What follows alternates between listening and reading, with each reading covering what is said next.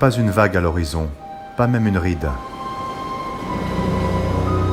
Les passes du bassin d'Arcachon comme un lac. Une eau verte et translucide qui vient caresser les bancs de sable. La barre a disparu, les déferlantes aussi. Jérémy en profite. Il est guide de pêche professionnel et comme chaque année, il prend ses marques dans les passes du bassin d'Arcachon. En début de saison, je fais toujours quelques sorties avant de me lancer dans les guidages et amener des clients. Quelques sorties de repérage parce que tous les ans, les passes changent, c'est en perpétuelle évolution. Lié au courant, aux tempêtes de l'hiver, les bancs de sable se déplacent énormément, donc c'est jamais stable. On ne peut pas avoir une cartographie précise de la zone et se dire on passe par là et ce sera toujours par là. Il faut toujours se remettre en question et refaire un peu la carto, sa propre cartographie avec ses endroits. Et grâce aux sondeurs qu'on a actuellement et GPS, on peut se faire ses tracés et ces endroits pour prendre le moins de risques possible, voire pas de risque du tout. Ce qu'on dit pour être en sécurité en pêche sportive, en sécurité plus ou moins, mais pour prendre le moins de risques possible, il faut qu'on ait au moins 3 fois la hauteur d'eau sous le bateau par rapport à la houle. Par exemple, si on a 1 mètre de houle annoncé ou visuellement, il faut au minimum, vraiment minimum, avoir au moins 3 mètres d'eau sous le bateau pour éviter qu'une vague brise.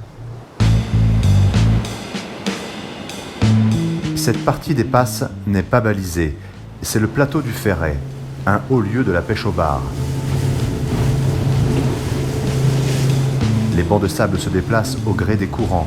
L'eau y est peu profonde et les déferlantes redoutables. Quand on ne connaît pas cet endroit, mieux vaut l'éviter.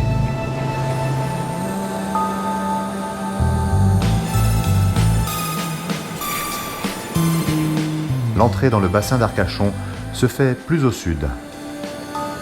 Alors quand on arrive du large, que la mer est un peu agitée, qu'on veut être sûr de ne pas prendre de risques par rapport à la houle, le plus simple pour rentrer dans le bassin, c'est d'arriver sur la bouée d'atterrissage qu'on voit ici.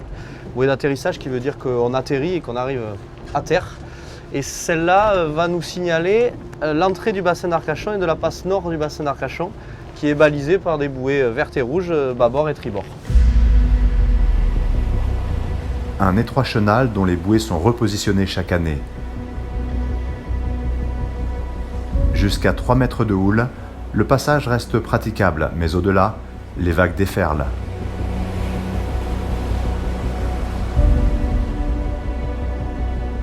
C'est-à-dire c'est le chenal balisé où normalement c'est l'endroit où il y a le plus d'eau pour entrer dans le bassin, mais il faut quand même faire attention. Il y a des moments où le bassin est totalement fermé.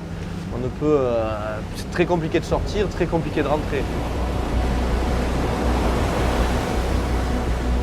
C'est pas parce qu'on prend ce chenal-là qu'on peut rentrer sur ce bassin comme on veut et quand on veut.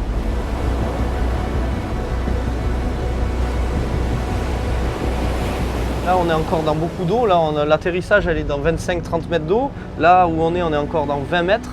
Et après, on fait vraiment les passes du bassin, là où l'endroit critique, ça va se jouer sur une petite bande de 100 mètres où il y a des bancs de sable et où on a des hauts fonds.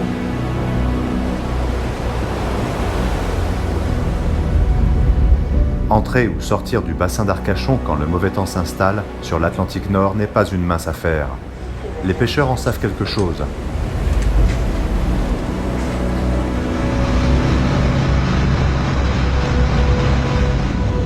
« 2020 fut une terrible année avec 2 chavirages et 5 personnes par-dessus bord.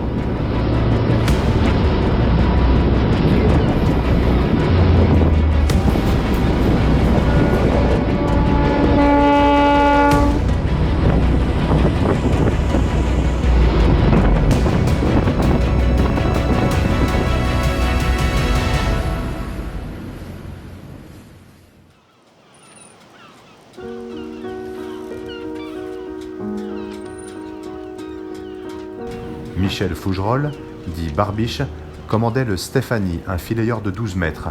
La suite, c'est lui qui nous la raconte.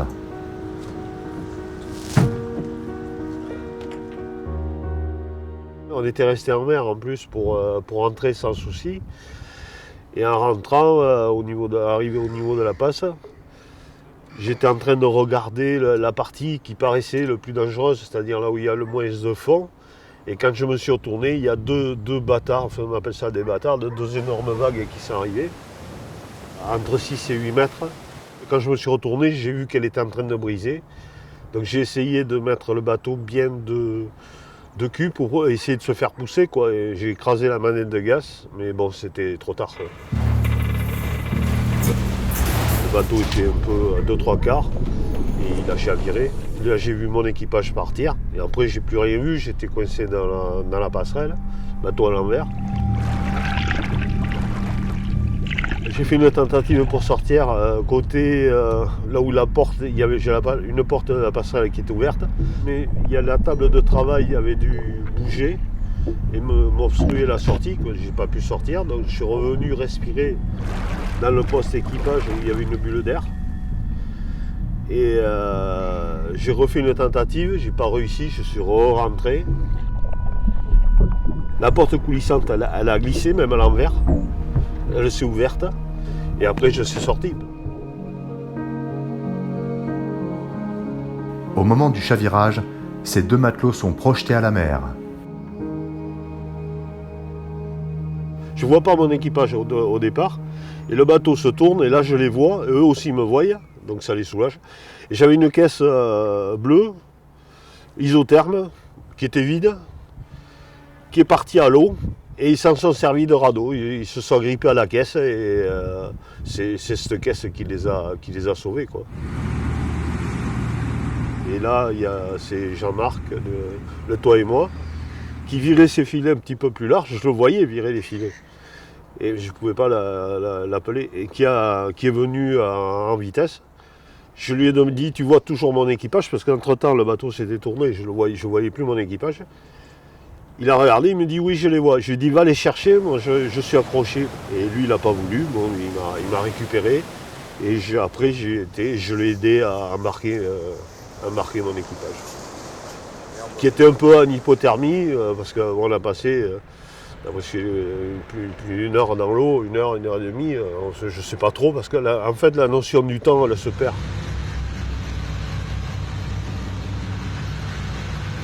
Là où j'ai chaviré, j'avais 9 mètres d'eau. Donc ça faisait, pour moi ça paraissait pas dangereux avec 2,50 m, 3 mètres de haut. Là, quoi. La coque faisait pratiquement 15 tonnes.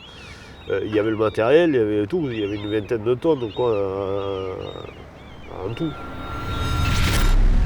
J'ai paumé tout mon matériel. Mais la chance que j'ai eue, c'est que l'équipage a été sauvé. Et ça, il n'y a pas de... Voilà.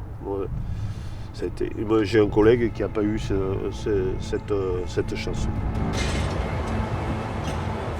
6 mois après le chavirage de Barbiche, c'est au tour d'un autre pêcheur, Nicolas Brun, de se retourner. Son matelot, cette fois, ne s'en sortira pas. Les marins pêcheurs d'Arcachon payent depuis des dizaines d'années un lourd tribut à la mer et aux passes. Yves Herzfeld, le directeur du port de pêche, tire la sonnette d'alarme. Les vedettes, il y en a malheureusement de moins en moins. Il y a encore une quinzaine d'années, il y avait 12 vedettes rapides qui partent le matin, qui rentrent le soir, qui font environ 12 mètres. Il m'en reste 2. Ou elles ont chaviré, ou ils ont arrêté l'activité, ou en moyenne, on en a perdu une tous les ans pratiquement, quoi.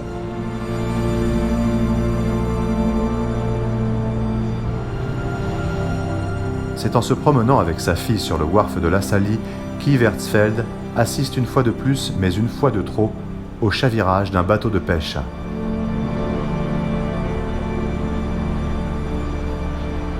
J'ai vu une grosse vague arriver alors que la mer n'était pas trop agitée, elle était un peu, mais pas ce qu'on appelle une bâtarde qui s'est levée, qui a enlevé la casquette, c'est-à-dire l'eau de la passerelle du bateau, les vitres ont été cassées, les gens plongeaient à bord, et c'était vraiment dramatique de voir ça, en étant totalement impuissant. Et je me suis dit, c'est pas possible, les gars ils vont gagner leur vie, et il y a eu un décès à bord, ils vont noyer. Gagner leur vie, ils rentrent comme ça, c'est pas possible, il faut faire quelque chose. Yves décide alors d'organiser la livraison du poisson vers Arcachon quand les passes deviennent impraticables. Donc on a organisé ce qu'on appelle le rapatriement du poisson. À l'aide des camions de la criée, on va chercher le produit de leur pêche dans les ports voisins, que sont Royan, La Rochelle ou Saint-Landeluz, afin d'éviter à ces bateaux qui prennent des risques. L'hiver, c'est 80% de notre chiffre d'affaires, 400 à 500 tonnes, qui arrive par camion. Donc. pense que ce système-là a sauvé des vies, quoi.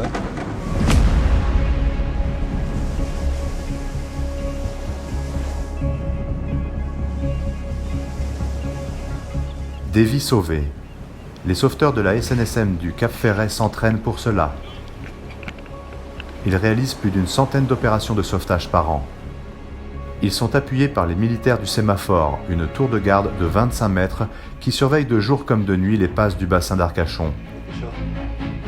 Avec un radar et une jumelle qui grossit jusqu'à 25 fois, le maître Anthony contrôle l'opération en cours. Du coup, on a pu remettre le moteur en route et tout. Pour l'instant, il n'a pas l'air de chauffer. Du coup, on a largué le remorquage. On va rentrer par nos propres moyens. Normalement, ça devrait aller. Les as du sémaphore, tout bien pris. Bon courage et à tout à l'heure.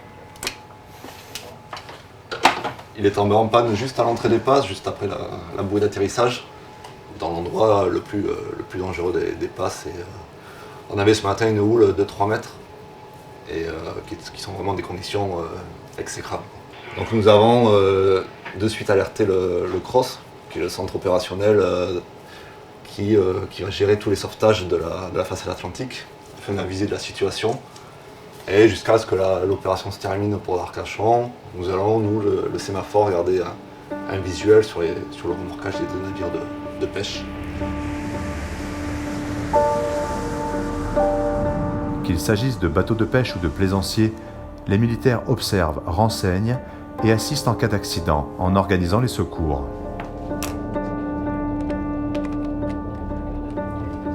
Cette fois-ci, la SNSM n'est pas intervenue. Les pêcheurs se sont débrouillés seuls. Mais ça n'est pas toujours le cas.